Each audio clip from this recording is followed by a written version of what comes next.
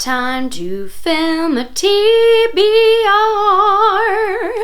So many books to read. Hello everybody, it's Anna and welcome back to my booktube channel. This video is my TBR for the Indigathon, which is short for Indigenous Readathon. It's going to be held from November 1st through 30th as part of Native American Heritage Month.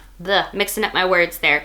And it is co-hosted by Brody from @2Brody and Michelle from Thor Wants Another Letter. So I will leave their channels linked down below if you'd like to watch their announcement videos and get all of the details on why and how they decided to start hosting this readathon. But they are the only two Native American booktubers that I know of that are on booktube as far as I am aware. So yeah, go give their channels some love because they're both amazing.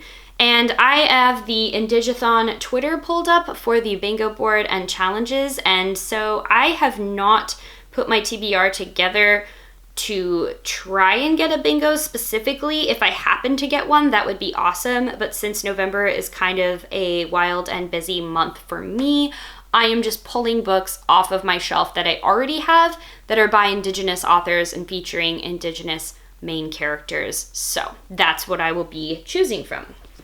So the first book that I want to read for this readathon is Trail of Lightning by Rebecca Roanhorse. I keep seeing this do the rounds on booktube, and basically it is a science fiction story about, I believe, a Navajo main character. Yes, Dineta, formerly the Navajo Reservation, and it takes place in the post-apocalypse. I keep hearing really good things about this book, and I know that it is also by an Indigenous author, so it had to go on the list. Next up is one of Brody's favorite books. I've heard them recommend this so many times on their channel, which is why I had to pick it up when I went to Half Price Books, and that is They're There by Tommy Orange. So this is a story about 12 different characters that are from Native communities that are all traveling to attend the big Oakland powwow.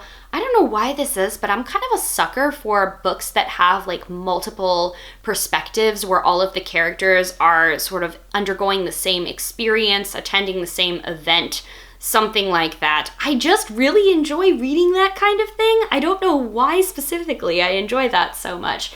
But yeah, this is a book that, you know, has gotten a lot of accolades and I believe awards as well, and so I figured I needed to pick it up and read it. Next is a book by the Poet Laureate of the United States currently, and that is An American Sunrise, Poems by Joy Harjo. And I will just go ahead and read you the blurb a little bit. In the early 1800s, the Muskoka people were forcibly removed from their original lands east of the Mississippi to Indian Territory, which is now part of Oklahoma. 200 years later, Joy Harjo returns to her family's lands and opens a dialogue with history.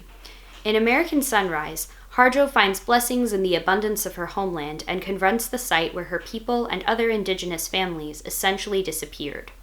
From her memory of her mother's death to her beginnings in the Native rights movement, to the fresh road with her, Harjo's personal life intertwines with tribal histories to create a space for renewed beginnings. Her poems sing of beauty and survival, illuminating a spirituality that connects her to her ancestors and thrums with the quiet anger of living in the ruins of injustice. I just saw this sitting on the new in poetry shelf at one of my local bookstores. Had to pick it up, so I'm going to be reading that. The next one I also just found randomly on a new books display from the library, and that is Mama Sketch, a Cree Coming of Age by Daryl J. McLeod. And this is a memoir. I'll go ahead and read you the blurb for that. Birds as messengers, campfire songs, the lingering horrors of the residential school system. As a small boy, Daryl J. McLeod is immersed in his Cree family's history, passed down through his mother's wild, magical stories. But then, a series of tragic losses turns their home life chaotic, and young Daryl is left with little guidance as he begins his transition to adulthood.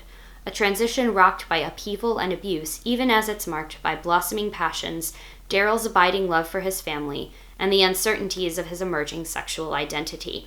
So I was interested in the subject matter of this book just 'cause, but also, I get 10,000 times more interested in books when I find out that they're by queer authors or have queer characters. Obviously, he's not a character since it's a memoir, but yeah. thought that that would be another good addition to this TBR. And then the last book that I picked up is by an author that I know, but this is a series that I didn't realize she had written, and it is called The Birchbark House by Louise Erdrich. Louise Erdrich is a Ojibwe author, and I have read several of her other novels as well as her poetry and short stories. I know she's really famous for Love Medicine. That's the big book that most people that have read her have read that book.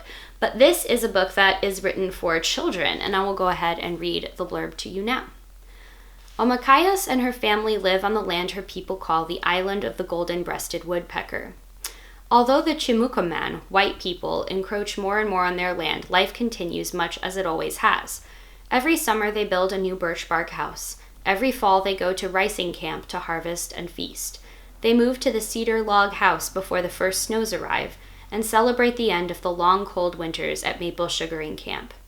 In between, Omakayas fights with her annoying little brother Pinch, plays with the adorable baby Niwo, and tries to be grown up like her big sister, Angeline.